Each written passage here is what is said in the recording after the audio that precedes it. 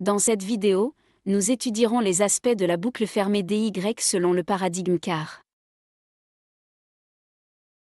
Nous verrons comment DY-LOP calcule et ajuste l'administration automatisée d'insuline, quand il repasse en mode manuel, quels sont les conseils d'éducation spécifiques et les problèmes liés au capteur, et comment il partage les données. Ensuite, nous passerons en revue les indications de DY-LOP et les mises à jour du logiciel. C'est parti! 1. La boucle fermée DY selon CAR. 1. Calculate. La boucle DY ajuste le débit d'insuline basale prédéfini en fonction des prévisions des taux de glucose pour la durée d'activité de l'insuline définie, qui est fixée à 6 heures par défaut. Ces prévisions sont calculées à l'aide de plusieurs facteurs. Le facteur carb on-board, ou des glucides embarqués, estime l'effet des glucides sur le taux de glucose à l'aide d'un modèle dynamique d'absorption des glucides. Le facteur d'insulin on-board, ou d'insuline embarquée, prend en compte l'impact de l'insuline déjà présente dans le corps sur les futurs taux de glucose. La trajectoire du glucose est observée dans l'évolution du taux de glucose entre la lecture actuelle et la lecture d'il y a 15 à 30 minutes, indiquant la rapidité de l'augmentation ou de la diminution du glucose. Enfin, la prédiction de correction rétrospective prend en compte la différence entre les taux de glucose prédits et réels au cours des 30 dernières minutes, en intégrant cette différence dans les valeurs prédites. La boucle DY calcule le besoin en insuline en déduisant le glucose cible du glucose prédit, avec le taux de glucose cible et en divisant la différence par le facteur de sensibilité à l'insuline. Ce besoin en insuline est utilisé pour ajuster le débit d'insuline basale prédéfini. Dans le logiciel LOP, les utilisateurs peuvent choisir entre Temp Basal Only et Automatic Bolus pour leur stratégie de dosage de l'insuline. En mode Temp Basal Only, l'application calcule des débits de base temporaires toutes les 5 minutes pendant les 30 minutes suivantes en fonction des taux de glucose prévus. Cela permet d'ajuster en permanence le débit de base. En mode Automatic Bolus, l'application calcule des ajustements de dose automatique toutes les 5 minutes.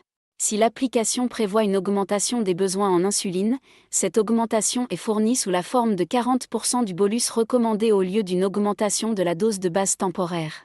Cela permet une administration plus rapide de l'insuline. Certains utilisateurs recommandent de commencer par le mode Temp Basal Only et de passer au mode Automatic Bolus une fois que les réglages ont été testés et que la glycémie est stable. Cela permet de s'habituer à l'utilisation de la boucle fermée DY. Et à ces ajustements du débit de base, du rapport glucidique et de la réactivité à l'insuline, avant de passer à une approche plus agressive de l'administration d'insuline. Si le taux de glucose est inférieur au seuil de sécurité, l'administration d'insuline basale est interrompue. Ce seuil peut être réglé entre 67 et 110 mg par décilitre ou 3,7 et 6,0 mmol par litre. S'il est prévu que la glycémie tombe en dessous du seuil de sécurité glycémique au cours des 3 prochaines heures, LOP ne recommandera pas l'administration d'insuline basale ou de bolus. La valeur cible de la glycémie, appelée la correction range ou la plage de correction dans l'application LOP, peut être personnalisée par tranche de 30 minutes. Elle peut être comprise entre 87 et 180 mg par décilitre ou 4,8 et 10 mmol par litre. 2. Adjuste. Dans DY-LOP, les utilisateurs ont la possibilité d'ajuster différents paramètres pour personnaliser l'administration d'insuline et la gestion du glucose. Ces paramètres sont les suivants. Les utilisateurs peuvent définir leur valeur cible ou leur plage de correction par tranche de 30 minutes, allant de 87 à 180 mg par décilitre ou de 4,8 à 10 mmol par litre. Elle est généralement comprise entre 100 et 115 mg par décilitre ou 5,6 et 6,3 mmol par litre. Lors de la définition de la cible de correction, les utilisateurs peuvent choisir soit une valeur cible unique, soit une plage.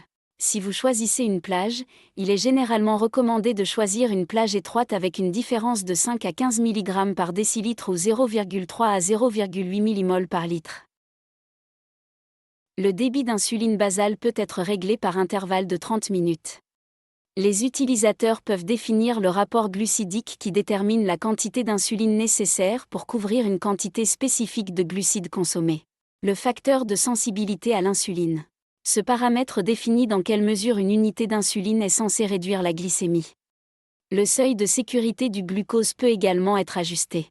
Il s'agit du niveau de glucose minimum à partir duquel l'administration d'insuline basale est interrompue pour éviter l'hypoglycémie.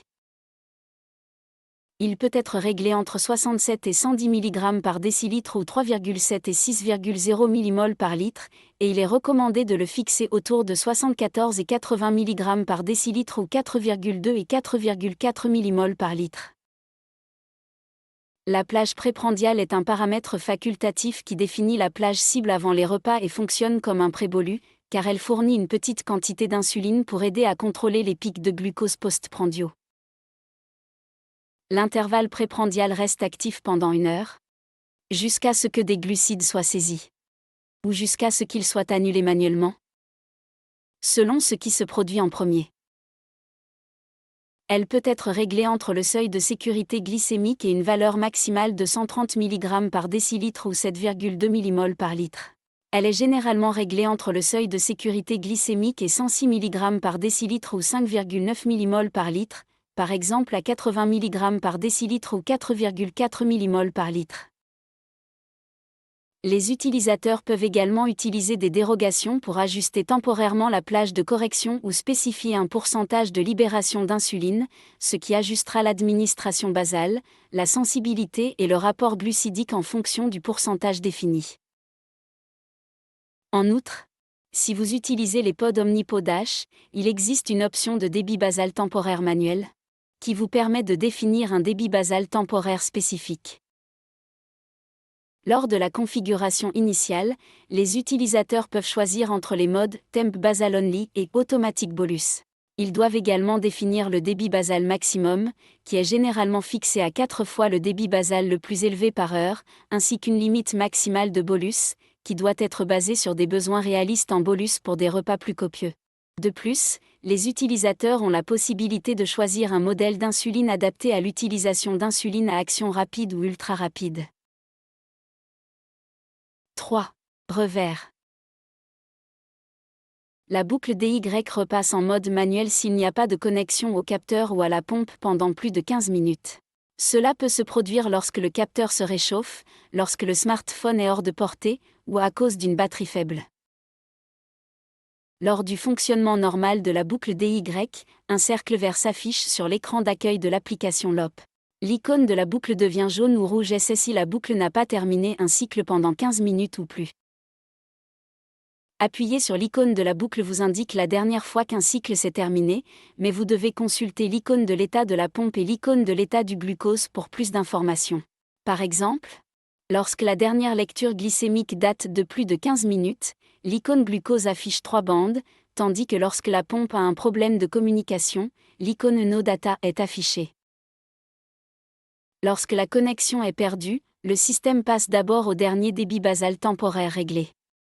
Après un maximum de 30 minutes sans connexion, la boucle DY passe en mode manuel dans lequel l'administration d'insuline basale suit les réglages prédéfinis. Il est important de noter qu'en mode manuel, il n'y a pas de fonction de suspension avant hypo pour éviter l'hypoglycémie. Il est possible de saisir une valeur de glucose provenant d'une glycémie capillaire dans l'application LOP. Elle utilisera cette valeur pour calculer l'administration automatisée d'insuline. Une fois la connexion avec la pompe ou le capteur rétablie, la boucle DY prend automatiquement le mode automatique et poursuit l'administration automatisée d'insuline. 4. Éducate. Une formation adéquate est cruciale lors de la mise en place d'un système en boucle fermée. Pour des informations générales, consultez le module général. Les points de formation générale abordés sont les suivants: consommer moins de glucides pour corriger l'hypoglycémie. Considérer des problèmes avec le dispositif de perfusion si la glycémie reste élevée sans raison apparente. Faire confiance au système en boucle fermée et éviter les interventions manuelles inutiles. Prévoir des bolus avant les repas. Passer en mode exercice 1 à 2 heures avant l'activité. Suspendre l'administration d'insuline si la pompe est déconnectée pendant plus de 15 minutes. Réagir aux alarmes et être attentif aux mises à jour automatiques sur les téléphones portables. Rechercher le soutien par les pairs pour obtenir des conseils et partager des expériences. Maintenant, Quelques points de formation supplémentaires spécifiques à l'utilisation de la boucle DY. Gardez votre smartphone doté de l'application LOP bien chargé et près de votre corps pour une communication optimale entre les appareils. Il est conseillé d'emporter une batterie portable. Considérez d'avoir un appareil de rechange également doté de l'application DY LOP à portée de main pour les urgences ou comme appareil de secours.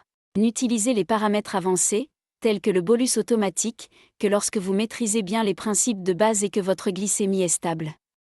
Tirez parti de la fonction de plage préprandiale avant les repas. Configurez à l'avance plusieurs dérogations pour ajuster facilement l'administration d'insuline en fonction de vos activités quotidiennes. Veillez à ce que votre professionnel de santé ait accès à vos rapports Night Scout pour un suivi et un soutien efficace. Apprenez à utiliser vos propres rapports Night Scout. En étant conscients de ces points de formation généraux et spécifiques, les utilisateurs peuvent optimiser leur expérience avec la boucle DY et améliorer leur compréhension des systèmes automatisés d'administration d'insuline. 5. Sensor. La boucle DY est compatible avec plusieurs capteurs, y compris tous les capteurs Dexcom et certains capteurs Freestyle libres. Les capteurs Dexcom G5, Dexcom One et Enlite de Medtronic sont aussi compatibles avec la boucle DY, mais ne sont malheureusement plus disponibles sur le marché.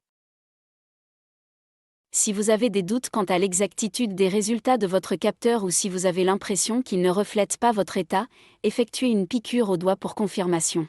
Si vous constatez un écart important, par exemple une différence de plus de 20% entre les résultats du capteur et ceux de la piqûre du doigt, même lorsque votre glycémie est stable dans l'intervalle cible, il est conseillé de désactiver le mode automatique jusqu'à ce que le problème soit résolu. Le problème peut être lié à la configuration du capteur de glucose, au capteur lui-même ou au site d'insertion. Le cas échéant, le remplacement du capteur de glucose peut s'avérer nécessaire pour corriger le problème. Certains capteurs peuvent être étalonnés à l'aide d'une piqûre au doigt. Cela ne doit être fait que si les valeurs de votre capteur sont stables et comprises dans l'intervalle. Le capteur lui-même ou le site d'insertion. Le capteur lui-même ou le site d'insertion. Le cas échéant, le remplacement du capteur de glucose peut s'avérer nécessaire pour résoudre le problème. 6. Share. Avec la boucle DY, les utilisateurs peuvent partager leurs données d'insuline et de glycémie avec leurs professionnels de santé et les membres de leur famille via plusieurs applications et plateformes. La plateforme la plus utilisée pour cela est Night Scout. Voici comment faire. Les données relatives à l'insuline et à la glycémie peuvent être transmises à un site web Night Scout que l'utilisateur doit créer lui-même au préalable. Les professionnels de santé et les membres de la famille peuvent consulter les données en temps réel sur le site web de Night Scout à l'aide d'un jeton d'accès.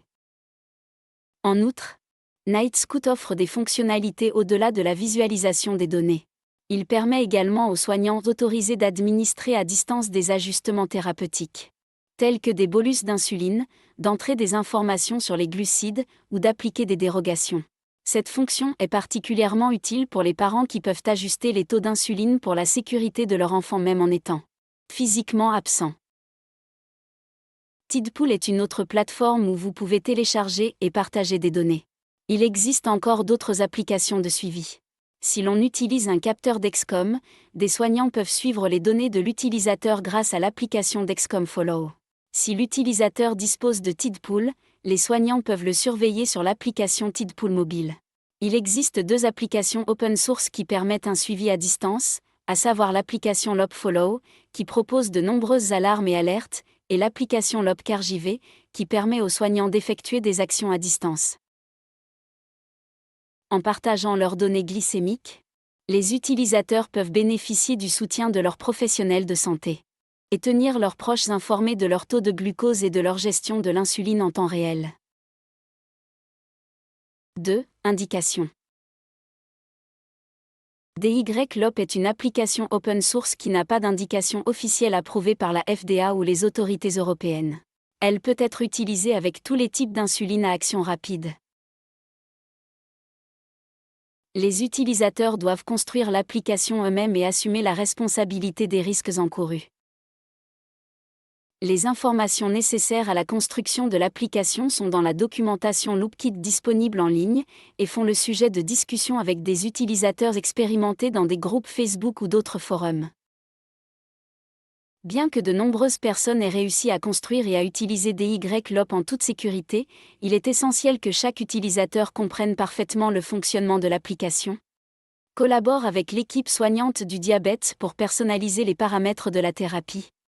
Assure le suivi et l'entretien du système afin d'en garantir le bon fonctionnement. Et enfin connaissent le fonctionnement de sa pompe à insuline et de son capteur de glucose. Pour construire et utiliser DY-Loop, les utilisateurs ont besoin d'un iPhone et d'un ordinateur compatible. La configuration minimale requise est indiquée dans la documentation de Loopkit. Votre iPhone doit être au minimum de la version 15.1. La création de l'application consiste à suivre les instructions pas à pas fournies dans la documentation de Loopkit. Les utilisateurs peuvent choisir de créer l'application avec un Mac ou un ordinateur Windows. Pour les utilisateurs de Mac, une version minimale du système de 12.5 ou plus est requise. Une reconstruction est nécessaire tous les quelques mois en fonction de la façon dont vous avez construit l'application Loop. Avec la version 3.4 de Loop, la reconstruction ne sera plus nécessaire étant donné que des mises à jour automatiques seront incluses. Pour créer l'application Loop, les utilisateurs ont également besoin d'un abonnement Apple Developer, qui coûte de $99 par an. La demande d'abonnement prend généralement 1 à 2 jours pour être validée. Les autres logiciels nécessaires, tels que Xcode, TestFlight ou GitHub, pour les utilisateurs de PC non Mac, sont également disponibles. La plupart des gens choisissent de créer eux-mêmes l'application DY-Loop. Toutefois, certains prestataires de soins de santé ou entreprises proposent de créer l'application pour vous moyennant une rémunération. Tout au long de la création d'une application, il est utile d'avoir un mentor ou un utilisateur expérimenté pour obtenir des conseils et de l'aide. Les groupes Facebook, tels que Looped et Loop and Learn, sont des ressources utiles pour obtenir du soutien et des informations. En suivant les étapes nécessaires et en demandant de l'aide si besoin, les utilisateurs peuvent installer l'application Loop sur leurs appareils mobiles. Bien que le processus demande du temps, de l'énergie et de la persévérance, il est tout à fait possible de réaliser et d'utiliser efficacement l'application Loop. 3. Mise à jour du logiciel. La boucle DY est en constante évolution. Et de nouvelles versions sont publiées tous les quelques mois. Ces mises à jour apportent des améliorations, des corrections de bugs et de nouvelles fonctionnalités pour améliorer l'expérience de l'utilisateur. Cependant, la mise à jour de l'application Loop vers une version plus récente nécessite généralement un ordinateur. Pour déterminer la version actuelle de Loop installée sur votre appareil, appuyez sur l'icône paramètres en bas de l'écran principal de l'application Loop. Les informations relatives à la version se trouvent dans le coin supérieur gauche. Vous pouvez également consulter la page de version de Loopkit sur GitHub pour obtenir des informations détaillées sur les versions et les mises à jour. Loop suit un système de branches avec 2 branches principales. Master et Dev. La branche Master représente la version stable et testée de l'application. Les mises à jour de la branche Master interviennent lorsque de nouvelles fonctionnalités de la branche Dev sont fusionnées avec elle, ce qui donne lieu à une nouvelle version. La branche Dev est l'endroit où la prochaine version de Loop est développée et testée. Elle contient des développements et des ajustements continus qui font l'objet d'une amélioration permanente basée sur les commentaires et les tests des utilisateurs et des développeurs. Cependant, il est important de noter que la branche Dev est un environnement qui évolue rapidement, et les utilisateurs doivent être conscients des attentes et rester informés des mises à jour et des changements. Pour rester informés de l'évolution du développement de Loop, les utilisateurs peuvent s'abonner au canal de Zulipcha pour les mises à jour et les discussions. Consulter la liste des problèmes et le repo de Loop sur GitHub. Rester actif dans les groupes Facebook de la boucle et se familiariser avec les sources d'informations et les endroits où vous pouvez trouver des renseignements supplémentaires. Il est important de maintenir un plan de sauvegarde pour garantir une utilisation ininterrompue du système en boucle fermée. En cas de perte, d'endommagement ou de panne de l'iPhone, il est recommandé de disposer d'un second iPhone de rechange, ainsi que d'un lieu sûr, de préférence dans le nuage, pour les fichiers essentiels de l'application Loop. Ces fichiers comprennent l'application LOP elle-même, les mots de passe, et un fichier d'exportation contenant les derniers réglages et cibles. Prévoyez également un plan de secours en cas de défaillance de votre pompe à insuline. Vous devez toujours connaître la quantité d'insuline basale et de bolus dont vous avez besoin en moyenne, et être prêt à passer au stylo à insuline en cas d'urgence.